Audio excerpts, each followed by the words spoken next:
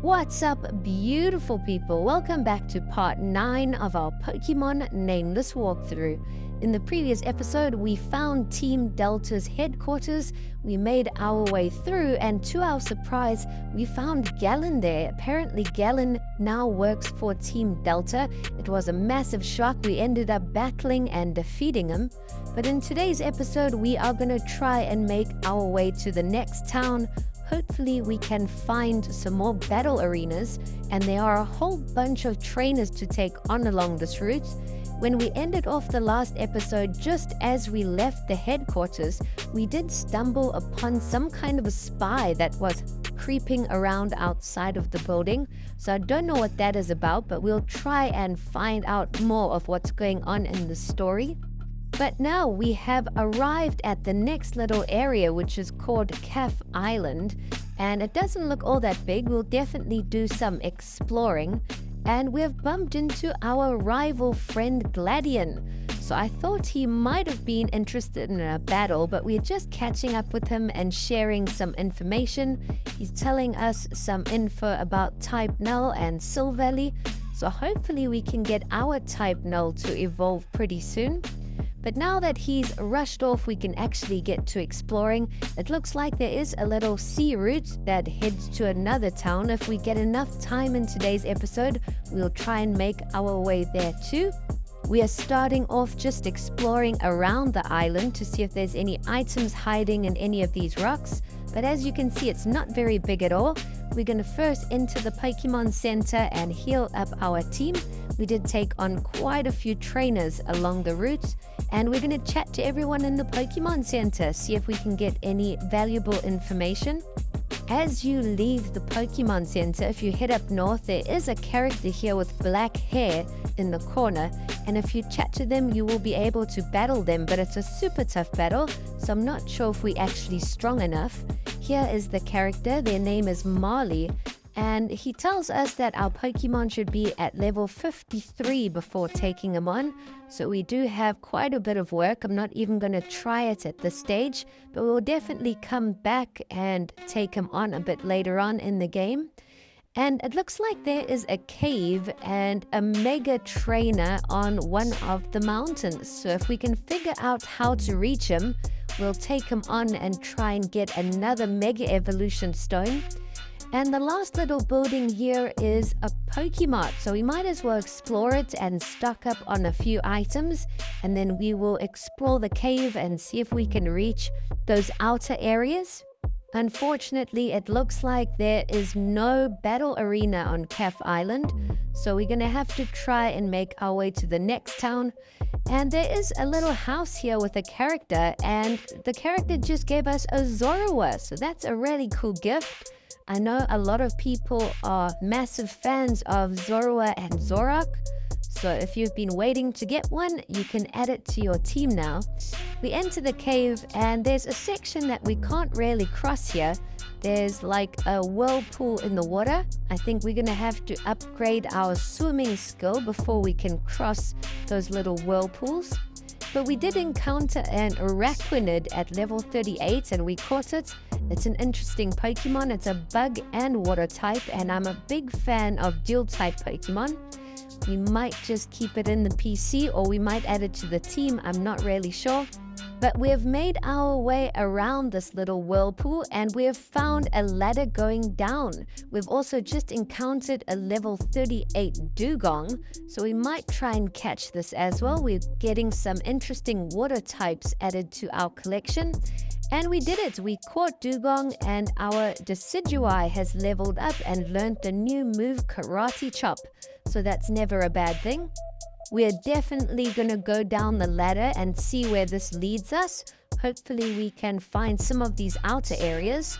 We go down, and it looks like it's an area filled with a whole bunch of water. There is some mineral deposits to pick up, so we're going to pick up as many mineral deposits as we can. And also check out all the little rocks. You might find some items hiding in them. We pick up a metal dust from the second mineral deposit, and we find a big mushroom. But other than that, it doesn't look like there's much we can actually do in this cave. I think that's just about it for Caph Island. But we've also just encountered a level 40 Sableye, so that's an interesting Pokemon. I've actually never used Sableye in a playthrough, but we will try and catch it. We might as well try and catch all these cool new Pokemon. And I do have a big tip for this game. If you're looking to do like a speed run or something, it takes a long time for you to level up your Pokemon. I do recommend rather going to a route where the Pokemon's levels are way higher than your current team, and then you can catch some of those Pokemon. For example, my Pokemon are all around level 35, but if you go to a route where Pokemon are around level 60 and go and catch some of those and add those to your team, it will give your team a massive boost and save you a lot of time. I think that is an easy way to try and do a speed run of this game, because trying to level up your team does take ages. But luckily we did manage to find one of the outside items from that cave.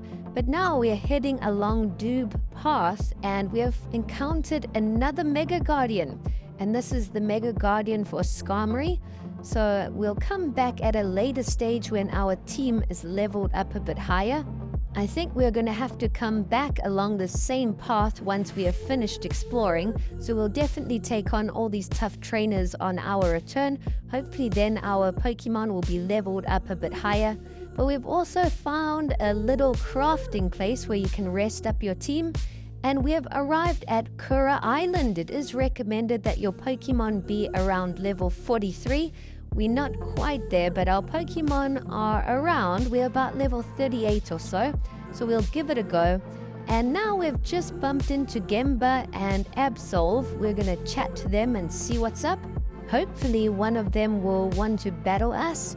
We need as much experience as we can get to level up our Pokemon, and I love battling. So yes, Absolve says we should go and chat to her when we're ready for a tough battle. And Gemba has just given us a bit more info about the Dark Workers.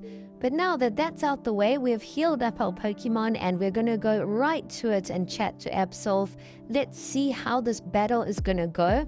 She's only got 4 Pokemon, so that's going to play in our favor. We also did do a bit of training off camera around the island. There are some high-leveled Pokemon and trainers, so we went and took on all the trainers and Pokemon, and then we came and took on Absolve. That's why our Decidueye is a little bit higher in level.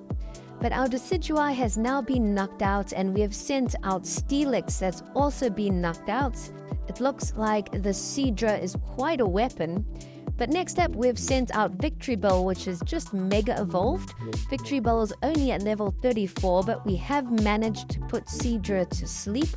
We quickly try swapping Pikachu to get some Thunderbolts in. Our Thunderbolt should be super effective against Seadra. And yes, we've hit it and caused a lot of damage. They tried to use a potion on Seadra, but it wasn't enough. We still knocked out Seadra. And the next Pokemon that Absolve is going to send out is a Ninetales. So we've decided to send in Sharpedo. We'll have a type advantage. And yes, it looks like our attacks are quite effective. The rest of the Pokemon in our team are not leveled high enough. Our Sharpedo is only at level 35. The highest Pokemon in our team is Decidueye, but Decidueye has been knocked out. So we're going to have to try and use the type advantages. And it looks like Sharpedo's done it. He's knocked out Ninetales. And the final Pokemon we've got to try and defeat is a level 41 Zoroark. We've still got 2 Pokemon left with full health, and our Victreebel has just been knocked out. We're going to send out Type Null to hopefully get some attacks in. I have noticed that Type Null is really strong in this game, and it seems like it takes him longer to level up for some reason. I don't know if that's accurate or not, but it seems like his stats are boosted and also he requires more experience to level up. But Type Null did it, and we have defeated Absolve. We've been rewarded a TM for our victory, and it looks like we can finally explore this building behind Absolve, so we can really get to exploring this island. It seems like a way bigger island than the previous one. Now, before we end things off, we are going to use a Thunderstone on Pikachu to evolve it into a Raichu, and then we're going to equip Raichu with the Mega Stone that we got in one of the previous episodes. It was for a Raichu X, so I can't wait to test that out in the next episode. We're going to explore the entire island and hopefully get into some interesting battles. But that's all it's going to be for this one. Thanks for watching.